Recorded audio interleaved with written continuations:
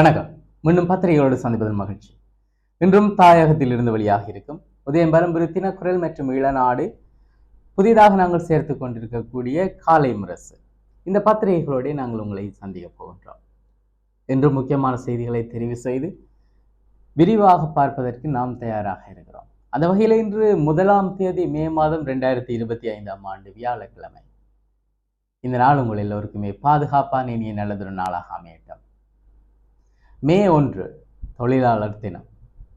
உலகெங்கும் பறந்து வாழக்கூடிய, உழைத்து உண்ணக்கூடிய, தங்கள் உழைப்பால் தாமும் நலமடைந்து பிறருக்கும் அந்நலன்களை அள்ளி கொடுக்கக்கூடிய ஒவ்வொரு உழைப்பாளிகளுக்கும் எமது இதயம் நிறைந்த வாழ்த்துக்களை தெரிவித்து நிற்கின்றோம். இந்த உழைப்பாளர் தினம் உருவாக்கப்பட்டதன் பின்னணியிலே உயிர் தியாகங்களை செய்திருக்கக்கூடிய ஒவ்வொரு உறவுகளையும் நினைந்து நாம் பெற்றிருக்கக்கூடிய இந்த விடுதலை தொடருவதற்கு மீண்டும் நாமாக சென்று அடிமையாகாமல் உழைத்து உழைப்பால் உயர வாழ்த்தி நிற்கின்றோம். இந்த நாளிலே இன்றைய பத்திரிகைகளில் வெளிவந்திருக்கக்கூடிய மிக சிறப்பான செய்திகள் பல இருக்கிறது. அதிலே ஜிஎஸ்பி பிளஸ் சலுகை சம்பந்தமாக பேசப்பட்டிருக்கிறது. வாக்குறுதிகள் காற்றில் பறந்துவிட்டனவா என்கின்ற கேள்விகள் இப்பொழுது உள்ளூராட்சி சபைகளிலே எழுப்பப்படுகிறது. நாம் ஜனாதிபதியாக்கினோம், ஜனாதிபதியை பலமாக்குவதற்கு பாராளுமன்றத்தை கொடுத்தோம், ஆனால் அவர்கள் சொன்ன எந்த விடயத்தை செய்திருக்கிறார்கள் என்கின்ற கேள்விகளை பிரதான எதிரணி கூட எழுப்பியிருந்தது.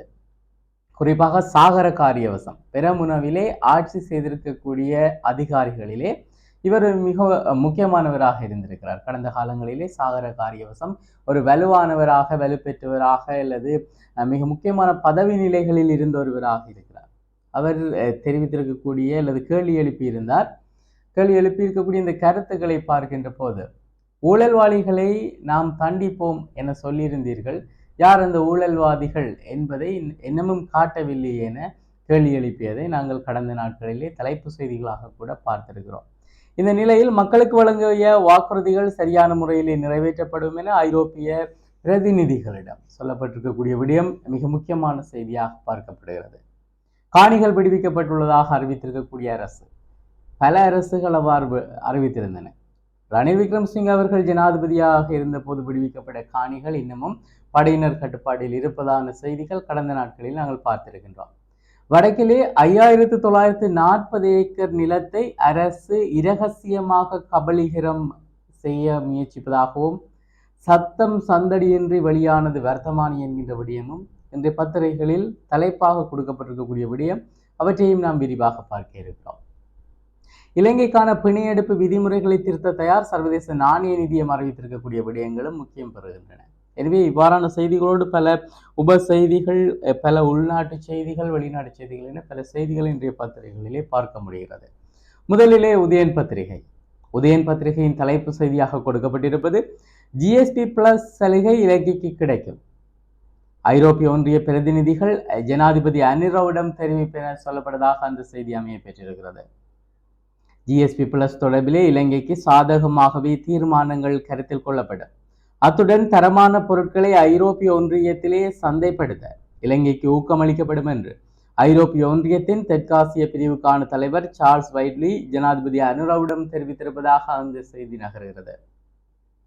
அமெரிக்காவினுடைய வரி விதிப்பு, அந்த வரி விதிப்பை தொடர்ந்து இலங்கையினுடைய சந்தை அல்லது இலங்கை ஏற்றுமதி செய்து விநியோகிக்கக்கூடிய மிக பிரதானமான ஒரு சந்தையாக அமெரிக்கா இருந்திருந்தது. இப்பொழுது அதிலே ஒரு தாக்கம் செலுத்தும் என்கின்ற ஒரு நிலைப்பாட்டிலே இலங்கையில் இருந்த ஒரு குழு அமெரிக்காவுக்கு அனுப்பப்பட்டிருக்கிறது. அந்த குழுவினுடைய பேச்சுவார்த்தை வெற்றி என பல மேடைகளிலே ஜனாதிபதி சொல்லியிருக்கக்கூடிய நிலையிலும் இன்னமும் அது உறுதிப்படுத்தப்படவில்லை என்கின்ற விடயத்தை நேற்று அரசு தரப்பு சொல்லியிருந்ததை நாங்கள் பார்க்கக்கூடியதாக அமைந்திருந்தது. இப்பொழுது இன்றைய பத்திரிகையிலே ஐரோப்பிய ஒன்றியமும் அமெரிக்காவுக்கும் இடையே இருக்கக்கூடிய சில குழப்ப நிலைகள் யாவரும் அறிந்தது. அதன் அடிப்படையிலேயோ என்னவோ இலங்கை இழந்த அந்த சந்தை வாய்ப்பை ஐரோப்பிய ஒன்றியத்தின் ஊடாக ஈடு செய்ய முடியும் என்கின்ற நம்பிக்கையை ஐரோப்பிய ஒன்றியம் கொடுத்திருக்கிறது. உள்ளூராட்சி தேர்தல் முன்னிட்டு யாழ் பல்கலைக்கழக மாணவர்களுக்கும் 3 நாள் விடுமுறை என்கின்ற விடயம் சொல்லப்பட்டிருக்கிறது முன்பக்க செய்திகளில்.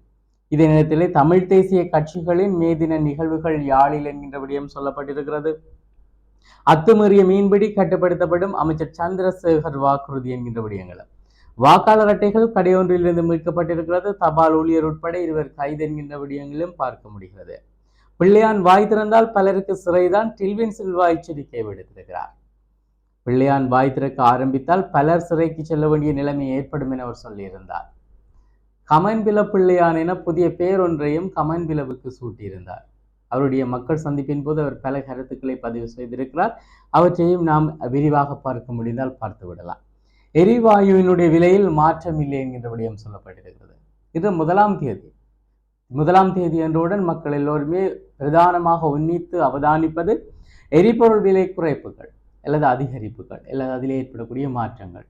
இன்றைய எரிபொருள் விலை குறைப்புகள் என்கின்ற தலைப்போடே நாங்கள் செய்திகளை பார்க்க முடிகிறது.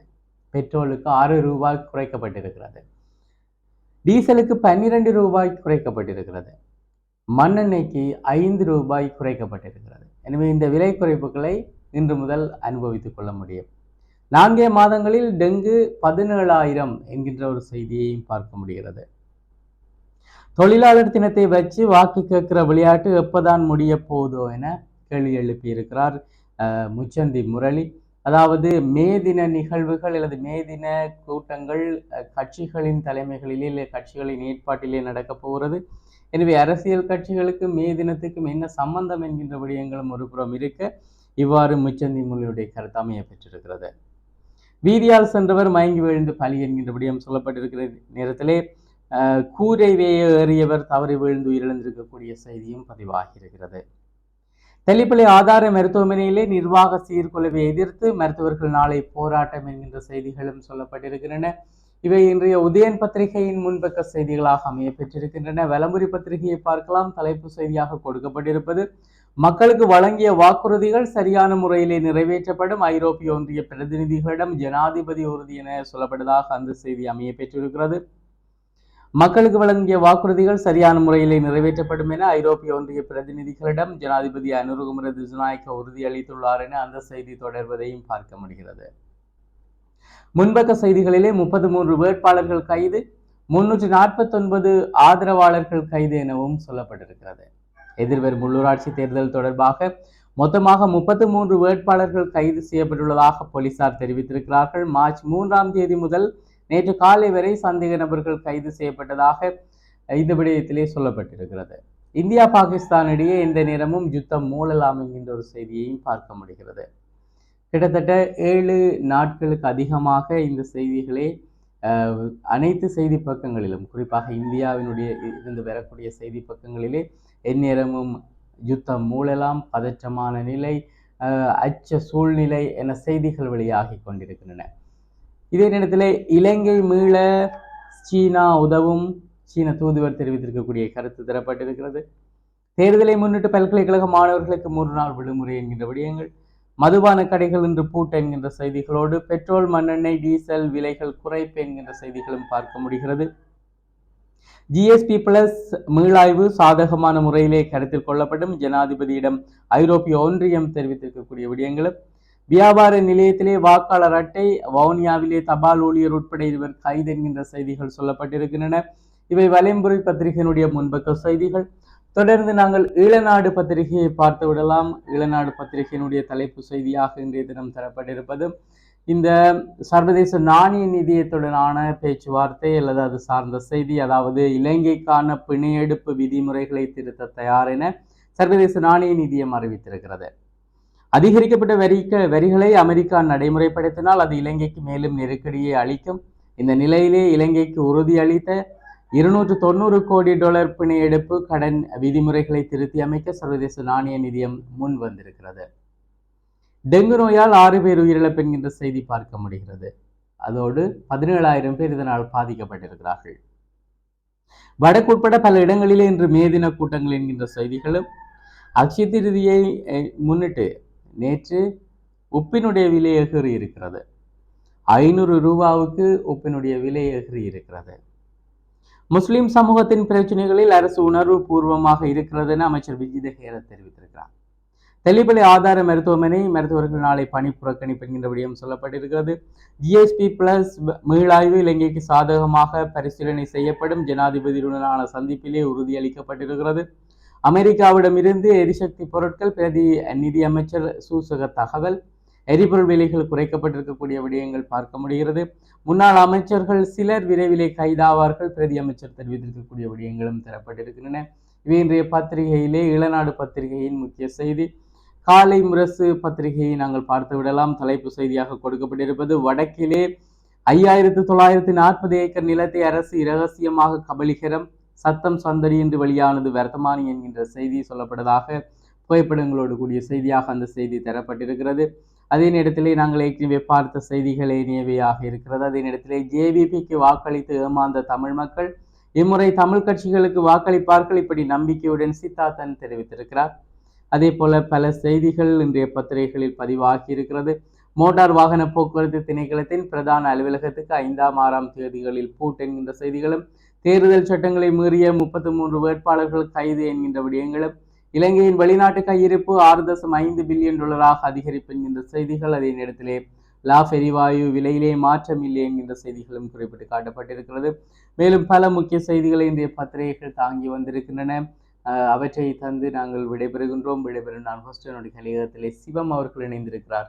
மீண்டும் பத்திரிகைகளோடு உங்களை சந்திக்கின்றோம். நன்றி.